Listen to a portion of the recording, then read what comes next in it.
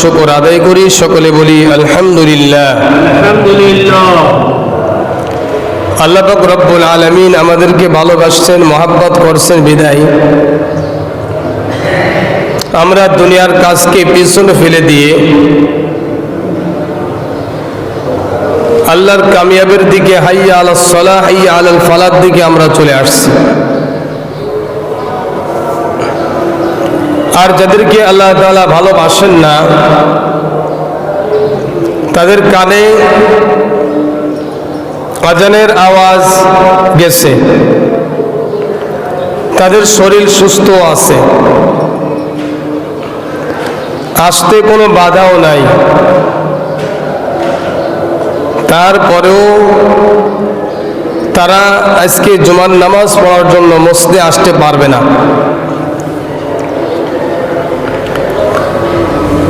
কারণ বন্ধুদেরকেই দাওয়াত করে। আমরা যখন কোনো অনুষ্ঠান করি তো আমাদের পছন্দনীয় লোকদেরকে আমরা দাওয়াত করি।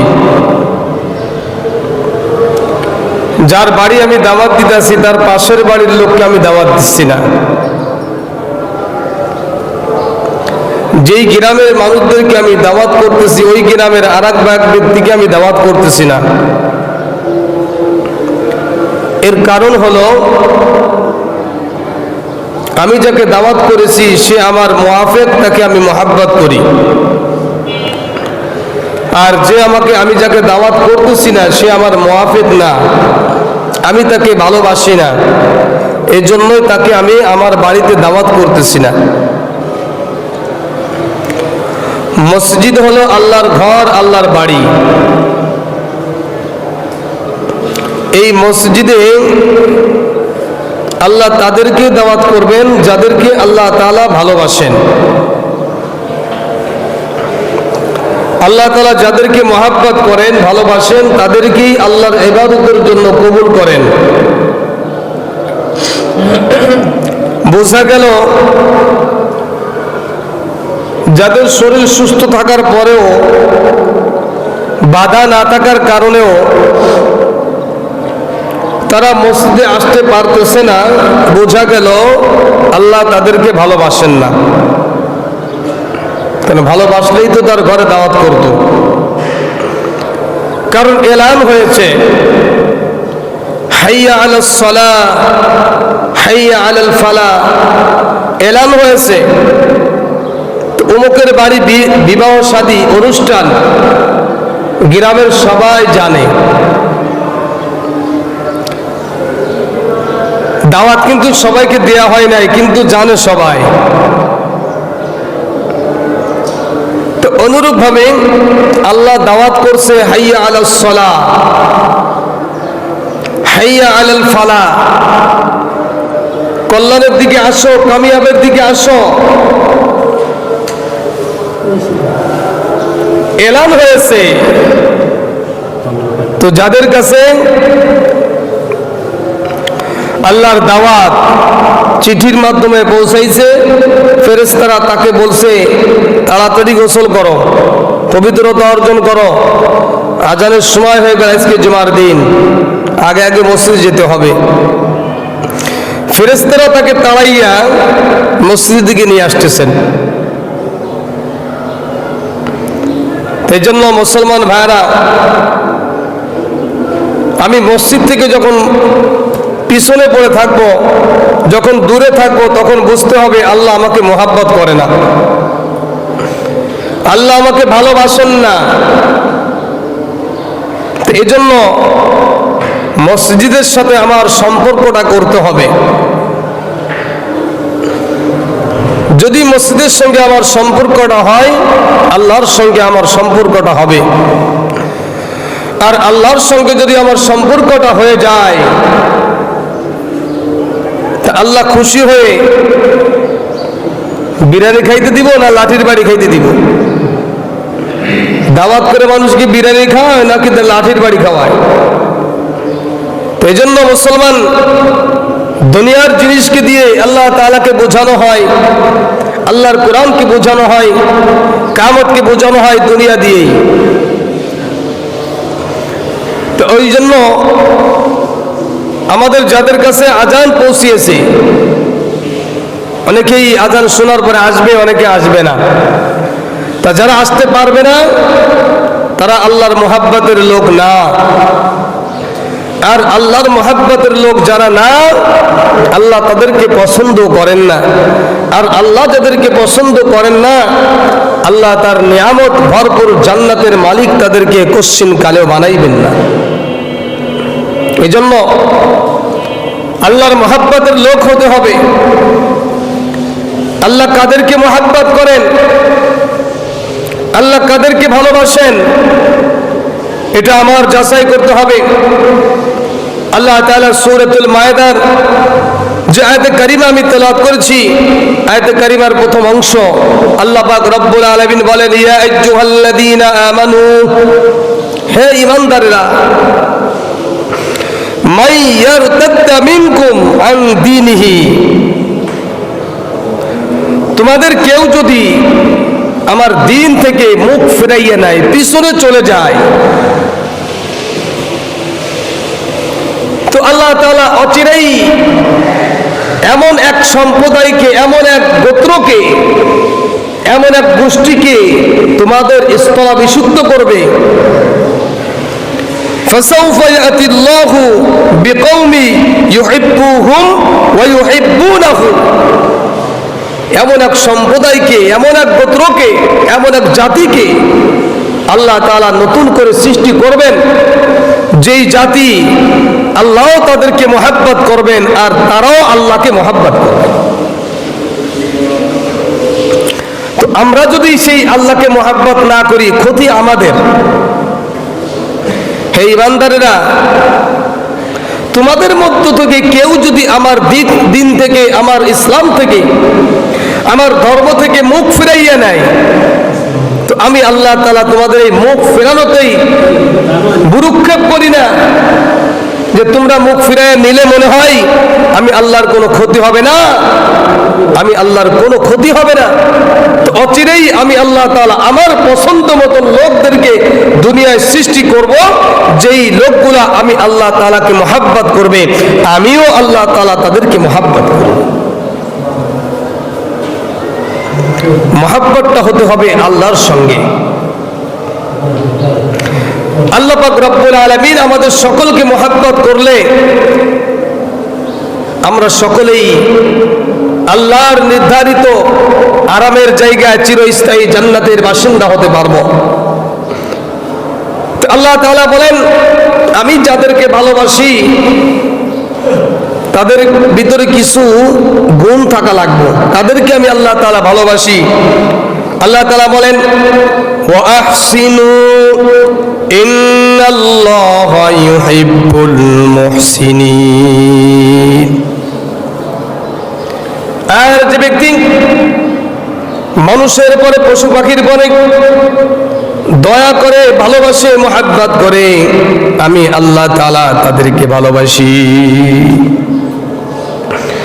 ওয়া আহসিনু, ইহসান করে, দয়া করে, মানুষের প্রতি যে ব্যক্তি দয়া করে, পশু পাখি প্রাণীর প্রতি যে ব্যক্তি দয়া করে, ইন্নাল্লাহা ইউহিব্বুল মুহসিনিন, আমি আল্লাহ তাআলা ওই ব্যক্তিকেই পছন্দ করি, মহব্বত করি।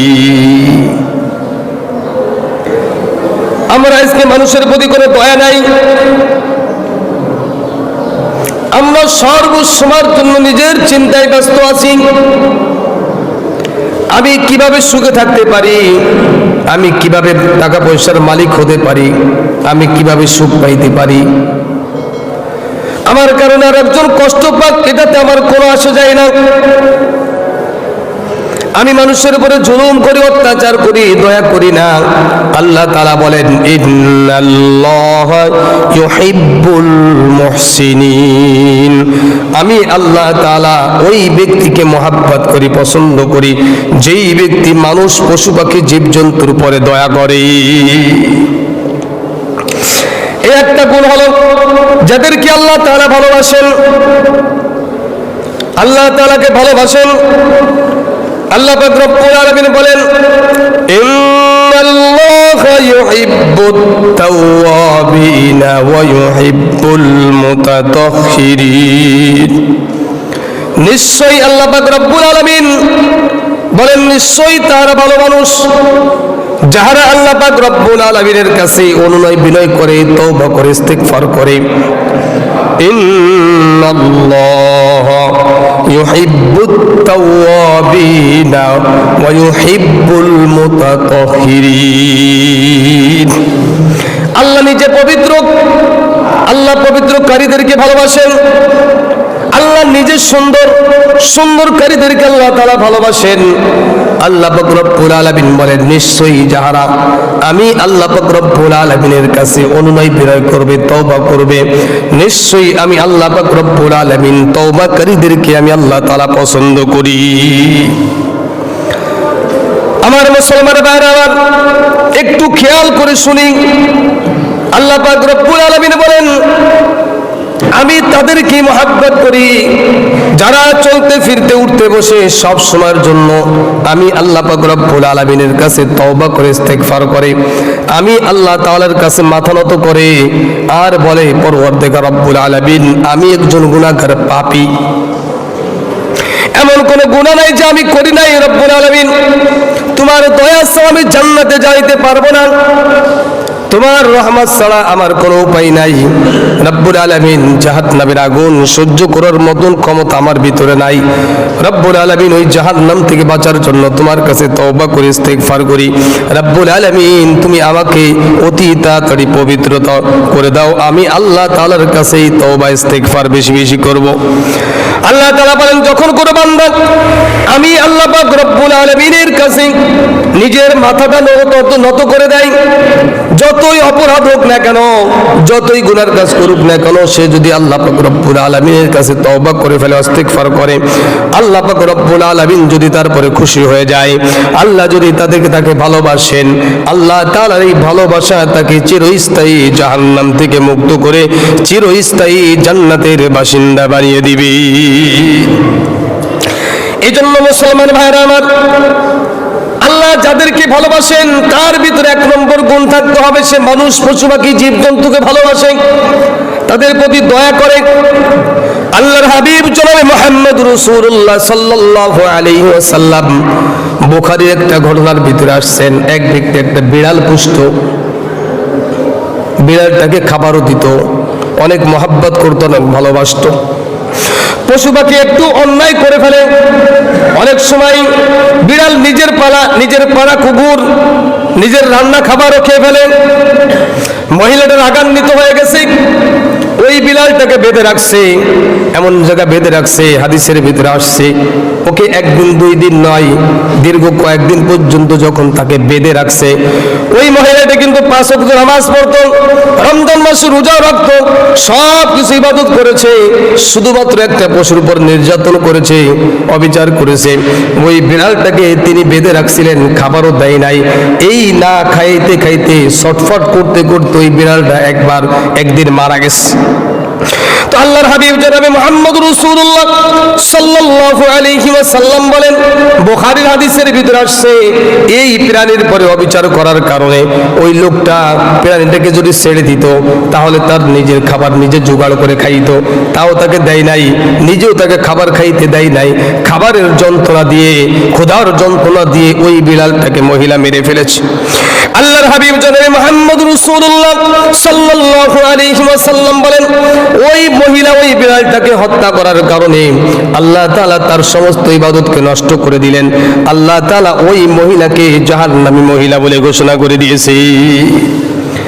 এই জন্য আল্লাহ তাআলা বলেন, ওয়া আহসিনু ইন্নাল্লাহা ইউহিব্বুল মুহসিনিন।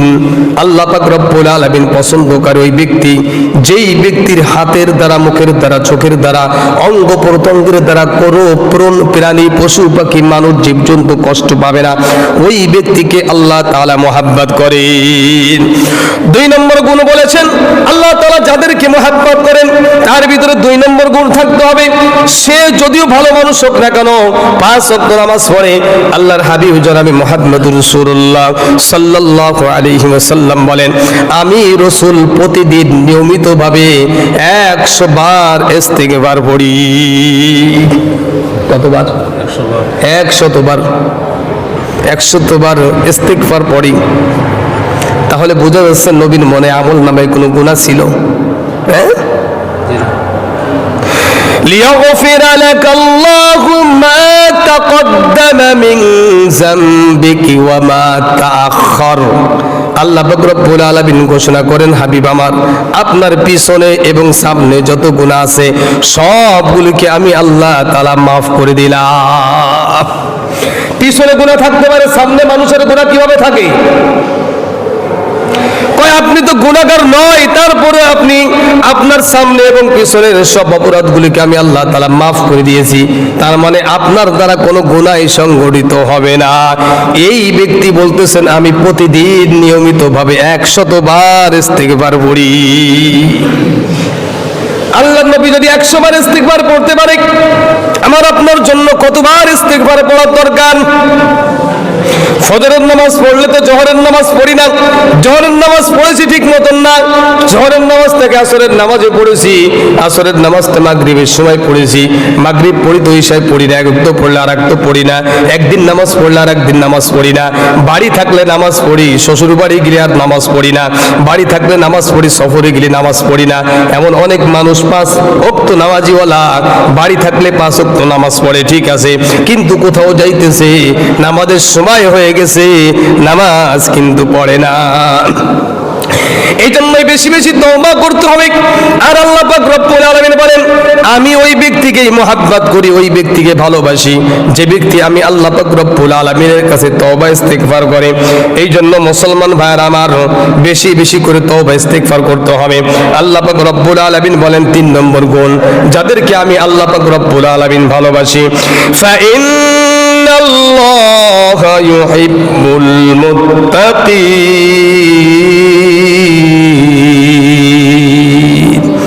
নিশ্চয়ই আমি আল্লাহ পাক রব্বুল আলামিন তাদেরকে মহব্বত করি যারা পরহেজগার, মুত্তাকিন, ভালো মানুষ। ভালো মানুষ হতে হবে। ভালো মানুষ কেমন করে হবেন? আমি তো নিজেকে মনে করি অনেক ভালো মানুষ। ছোট্ট একটা উদাহরণ আপনাদের সামনে পেশ করি। হযরত মালিক রাদিয়াল্লাহু তাআলা জবরদস্ত বড় একজন আলেম ছিলেন, ইমাম মালিক রাহমাতুল্লাহ আলাইহি। আমি আগেও কথাটা বলেছি, একটু খেয়াল করে আমরা শুনি। হযরত ইমাম মালিক রাহমাতুল্লাহ আলাইহি, যিনি হাদিসের কিতাবগুলো লিখেছেন, বিশ্বনবী মুহাম্মদ রাসূলুল্লাহ সাল্লাল্লাহু আলাইহি ওয়াসাল্লামের কবরস্থানে যেইখানে রওজা, এই রওজার পাশে বসে বসে হাদিসের কিতাব 10 দিন ছাত্রদেরকে পড়াইতেন। কোন ছাত্র যদি কোনো প্রশ্ন করতেন, হুজুর আমি এই হাদিসটা বুঝতেছি না, আমাকে একটু বুঝাইয়া দেন, তখন ইমাম মালিক রাহমাতুল্লাহ আলাইহি কবরকে ইশারা করে বলতেন, এই তোমরা যে হাদিসটা আমার কাছে জিজ্ঞাসা করতেছ না, বোঝো না, এই যে হাদিসের মালিক, তার কাছে তোমরা জিজ্ঞাসা করো। বিশ্বনবী জবাব দিয়ে দিতেন। ইমাম মালিক রাহমাতুল্লাহ আলাইহি মদিনায় যতদিন পর্যন্ত চলাফেরা করেছেন কখনো জুতা পায়ে দেয় নাই। একদিন প্রশ্ন করেছিলেন, হযরত আপনি কেন জুতা পায়ে দেন না? কারণটা কি হয়েছে? জুতাটা কেন বগলের নিচে পা হাতের নিচেই নিয়ে ঘোরেন? কারণটা কি? ইমাম মালিক রাহমাতুল্লাহ আলাইহি তার শাগিরদেরকে বলতেছেন, আমার নবী বিশ্বনবী মুহাম্মদ রাসূলুল্লাহ সাল্লাল্লাহু আলাইহি ওয়াসাল্লাম এই জমিনের পথে বিচরণ করেছে, জানি না কোন জায়গায় রাসূলের পা মুবারক পড়েছে। আমি মালিক রাদিয়াল্লাহু তাআলা রাহমাতুল্লাহ আলাইহি তখন এই ছাত্রদেরকে ইশারা করে বলতেন। আর ইমাম মালিককে যখন প্রশ্ন করা হয়েছিল, তিনি উত্তর দিয়েছিলেন, আমি এজন্যই এই মদিনার ভিতর বিচরণ করি পায়ে জুতা দিনা। কোন জায়গায় বিশ্বনবীর পায়ের ছাপ পড়েছে, আমার জুতার পায়ের ছাপ যদি ওই বিশ্বনবীর পায়ের ছাপের পরে পড়ে, তাহলে পায়ের ছাপের প্রতি আমার বেয়াদবি হবে। এজন্য আমি জুতা পাই দিয়েই মদিনার ভিতরে ঘুরি না। তাকে প্রশ্ন করা হয়েছে, আপনি কেন মক্কায় যান না? আপনার উপরে তো হজ ফরজ হয়েছে, আপনি কেন মক্কায় যান না? তিনি উত্তর দিয়েছিলেন, আমি তো জানি না আমার কোথায় মৃত্যু হবে। আমার মনের তামান্না হলো বিশ্বনবী যেই জমিনের পরে শুয়ে আছেন, আমার মৃত্যুটা যেন এই জমিনের পরে হয়। এই জন্য আমি ভয়ে মক্কার ভিতরে আল্লাহর ঘর বাইতুল্লাহকে আমি তফ করতে যাই না। ইমাম মালিক রহমতুল্লাহ আলাইহি একদিন রাস্তা দিয়ে হাঁটতে হাঁটতে একটা গোরস্থানের পাশ দিয়ে যাইতেছেন। আমরা তো নিজেকে ভালো মানুষ মনে করি, আমি মনে করি আমি এই আরাকুলের ভিতরে আমার থেকে ভালো মানুষ মনে আর কেউ নাই। কতটা ভালো মানুষ একটু চিন্তা করে দেখি। ইমাম মালিক রহমতুল্লাহ আলাইহি বিশ্ব জগতের আলেম ছিলেন, ওই জামানার ওর থেকে বড় আলেম আর কেউ ছিল না। কত রাত তিনি কিতাব পড়তে পড়তে সারা রাত পার করে দিয়েছেন, নামাজ পড়তে পড়তে এরকম ভাবে সারা রাত পার করে দিয়েছেন, দোয়া করলে দোয়া কবুল হয়ে যেত। এমন এক ব্যক্তি তিনি ইমাম মালিক রহমতুল্লাহ আলাইহি গোরস্থানের পাশ দিয়ে হাঁটতেছেন, যায় দেখে গোরস্থানের ভিতরে দুই ব্যক্তি দাঁড়ায় দাঁড়ায় কি যেন হিসাব করে। ইমাম মালিক রহমতুল্লাহ তাদেরকে সালাম দিলেন, আসসালামু আলাইকুম। সালামের জবাব দিলেন, বলে তোমাদেরকে তো আমি চিনি না, এইখানে কি করো, কিসের জন্য তোমরা এসেছো, তোমাদের বাড়ি কোথায়? কই আমরা আসছি এই গোরস্থানের মানুষ গণনা করার জন্য, এই এলাকার ভিতরে কতজন মানুষ আছে, কতজন মানুষ দুনিয়ার থেকে চলে গেছে, আমরা গণনা করার জন্য আসছি। ইমাম মালিক রহমতুল্লাহ টের পেয়েছেন এটা তো সাধারণ কোনো মানুষ নয়, এরা আল্লাহর ফেরেশতা। কি গণনা করতেছো? ইমাম মালিক রহমতুল্লাহ আলাইহি যখন ফেরেশতাদেরকে প্রশ্ন করলেন তোমরা কি গণনা করতেছো, কই এলাকার ভিতরে ভালো মানুষ কয়জন আছে, খারাপ মানুষ কয়জন আছে, তাদের একটা লিস্ট করতেছে। খারাপ মানুষের লিস্টটা যখন উঁচু করলেন, ভালো মানুষের লিস্টটা উঁচু করলেন, ইমাম মালিক রহমতুল্লাহ আলাইহি মনে মনে চিন্তা করলেন আমার নামটা হয়তো ভালো মানুষের কাতারে থাকবে, কারণ হলো আমি এই জগতের বড় আলেম। ইমাম মালিক রহমতুল্লাহ আলাইহি এবার ওই আগন্তুক ওই দুই ব্যক্তিকে, অপরিচিত দুই ব্যক্তিকে বলতেছেন, দেখো তো এই এলাকার ভিতরে ইমাম মালিক রহমতুল্লাহ নামটা আছে নাকি ভালো মানুষের খাতায়? নিজে পরিচয় দেয় নাই যে আমি ইমাম মালিক। ফেরেশতাদেরকে প্রশ্ন করলেন ইমাম মালিক রহমতুল্লাহ নামটা ভালো মানুষের খাতায় আছে নাকি একটু খুঁজে দেখো। ফেরেশতা দুইজন এবার ভালো মানুষের লিস্টের খাতাটা দেখতে দেখতে দেখতে দেখতে শেষ প্রান্তে চলে এসেছে, ইমাম মালিকের নামটা নাই। ইমাম মালিক রহমতুল্লাহ আলাইহিকে ওই ফেরেশতা বলতেছেন না, ইমাম মালিকের নামটা ভালো মানুষের খাতায় লেখা নাই। ইমাম মালিক রহমতুল্লাহ আলাইহি আল্লাহু আকবার বলে জমিনের ভিতরে সিজদায় পড়ে গেলেন, কন্দন শুরু করলেন। একটা দুইটা দিন নয়, 10টা দিন পর্যন্ত কন্দন করেছে রব্বুল আলামিন। এতদিন তো মনে করেছিলাম আমার থেকে ভালো মানুষ মনে এই পৃথিবীতে আর নাই, এখন দেখি আমার নামটা ভালো মানুষের খাতায় আর নাই। ইমাম মালিক রহমতুল্লাহ আলাইহি 10টা দিনের ভিতরে দিনেও ঘুমাই নাই, রাত্রেও ঘুমাই নাই, দিনেও কোনো কিছু খাই নাই, রাত্রেও কোনো কিছু খাই নাই, 24 ঘন্টা সিজদায় পড়ে পড়ে রব্বুল আলামিনের দরবারে কন্দন করছে আর বলতেছে রব্বুল আলামিন এত কিছু করে কি লাভ হলো, আমার নামটা ভালো মানুষের খাতায় নাই। ইমাম মালিক রহমতুল্লাহ আলাইহি চিন্তায় পড়ে গেছেন। এই 10 দিন পর্যন্ত তওবা ইস্তিগফার আল্লাহর কাছে কান্নাকাটি করছে, এত কান্নাকাটি করছে, সারা জিন্দেগি যত কান্নাকাটি 10 দিনে তার থেকে বেশি কান্নাকাটি করেছে। 10 দিন যখন পার হয়ে গেল, ইমাম মালিক রহমতুল্লাহ আলাইহি আবার ওই গোরস্থানের পাশ দিয়ে যখন যাইতেছিলেন, এবার দেখে ওই সেই আগের দিনে সেই দুইটা ব্যক্তি আবার যেন কি যেন গণনা করতেছেন, তাদের কাছে গেলেন। তাদের কাছে যে বলতেছেন ভাইজান এবার দেখেন তো ভালো মানুষের খাতার নামটা আমার নামটা আছে কিনা। খুঁজতে খুঁজতে খুঁজতে খুঁজতে খুঁজতে খুঁজতে নামের লিস্টের শেষ প্রান্তে, একদম শেষ প্রান্তে এসে ইমাম মালিক রহমতুল্লাহ আলাইহির নামটা লেখা। এই জন্য আল্লাহ তাআলা বলেন ফাইন্নাল্লাহা ইউহিব্বুল মুত্তাকিন, আমি আল্লাহ তাআলা মুত্তাকিন পরহেজগারদেরকে আমি আল্লাহ তাআলা মহব্বত করি। এই জন্য মুসলমান ভাইরা আমার, আমাদেরকে ভালো হতে হবে, নিজেকে বড় মনে করা যাবে না। নিজেকে নিজে বড় মনে করে সে বড় সেই নয়, মানুষ যাকে বড় মনে করে বড় সেই হয়।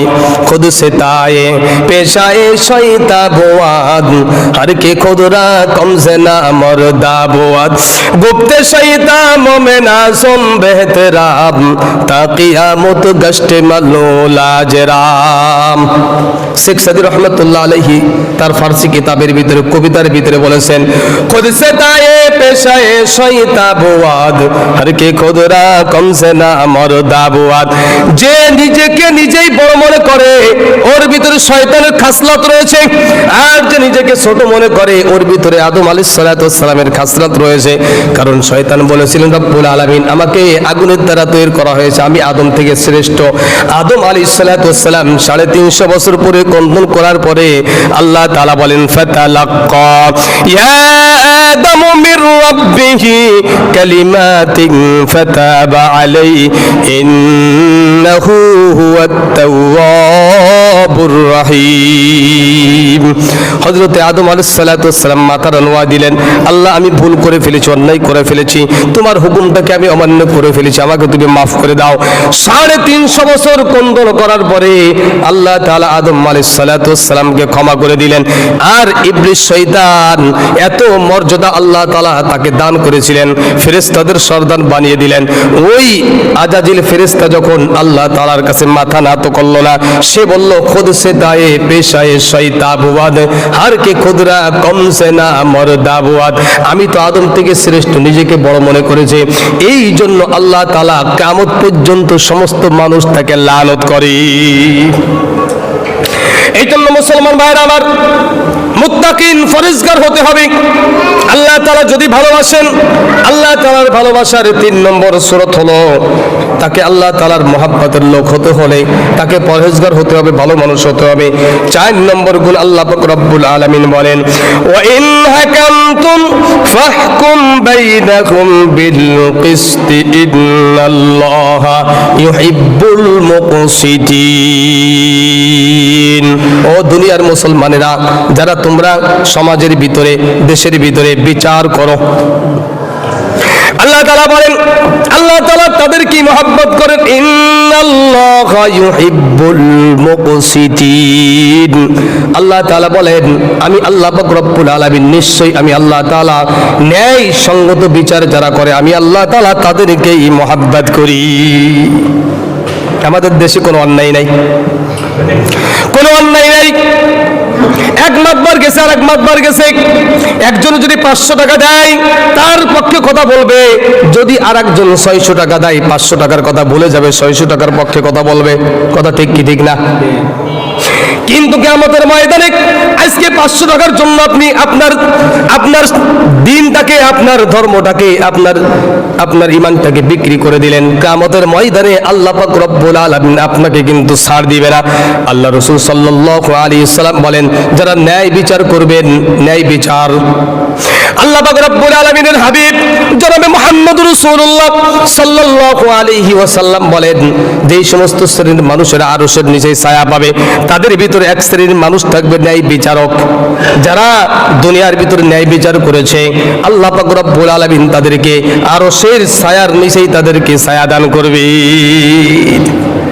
আরশের নিচেই যদি ছায়া দান পাইতে হয় তাহলে দুনিয়ার ভিতরে যখন কোনো সালিশ করব, বিচার করব, তখন মুসলমান হোক আর অমুসলমান হোক, মুসলমান হলে আর অমুসলমান হলে মুসলমানের পক্ষে কথা বলবো, অন্যায়ভাবে তা কিন্তু নয়।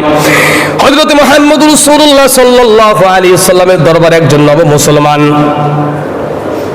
তার কাছে রসুলের কাছে একটা নালিশ গেছে মুসলমান এবং অমুসলমানের পক্ষে।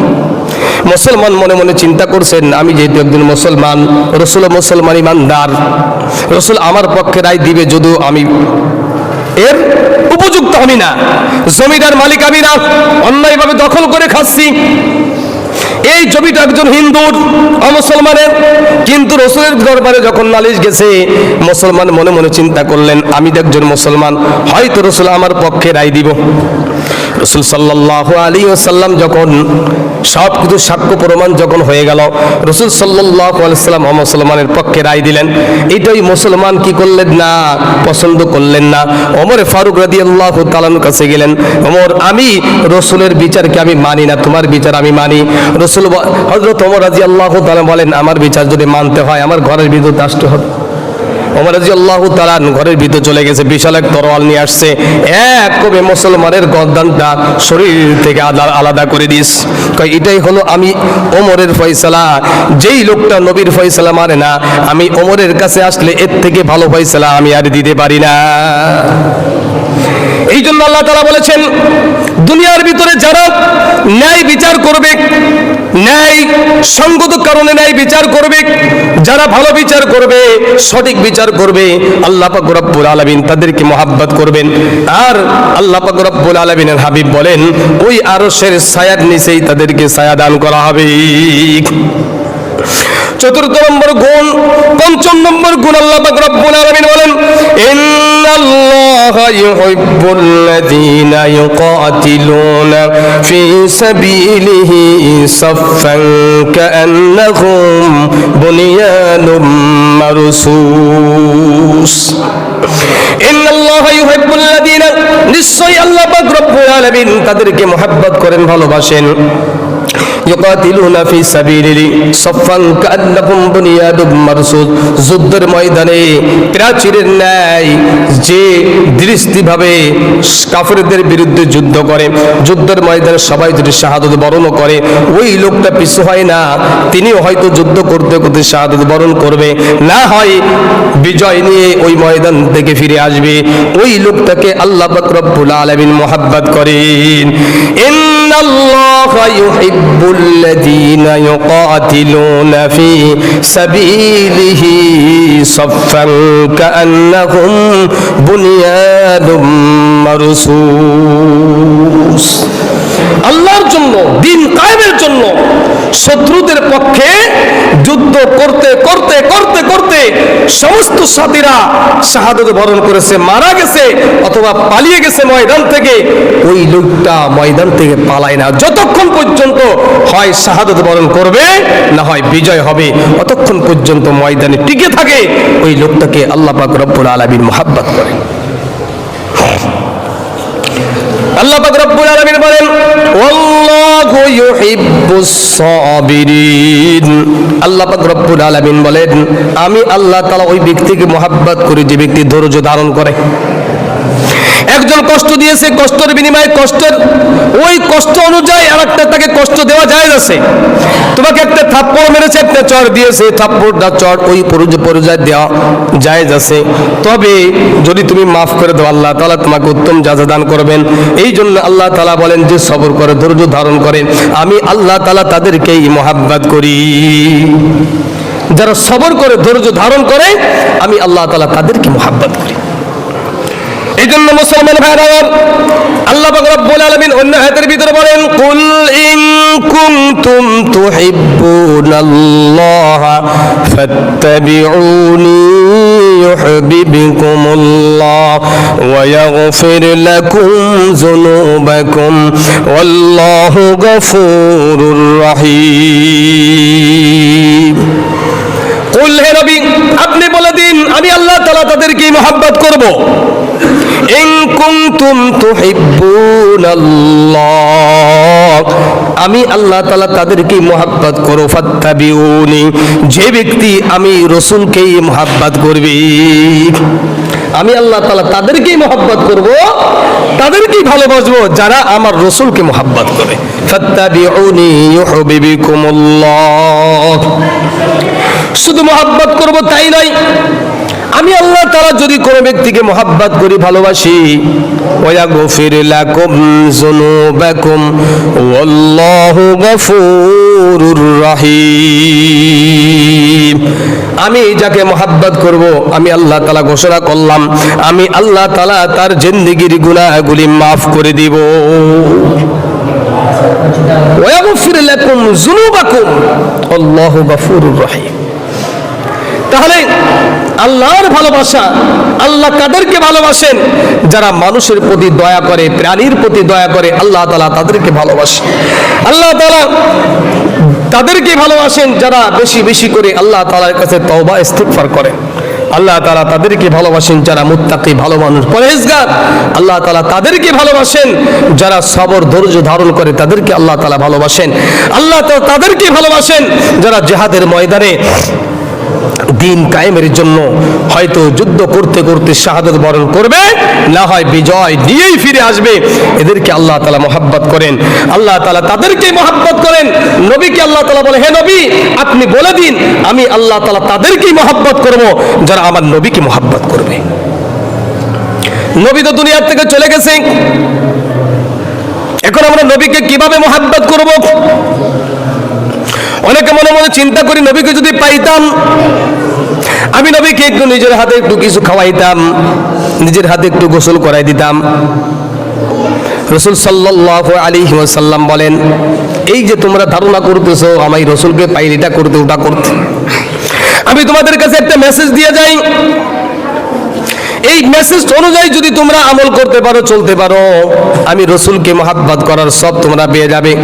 কিয়ামতের ময়দানে আমি রাসূলের সঙ্গে তোমরা পাশাপাশি জান্নাতে তোমরা অবস্থান করতে পারবে।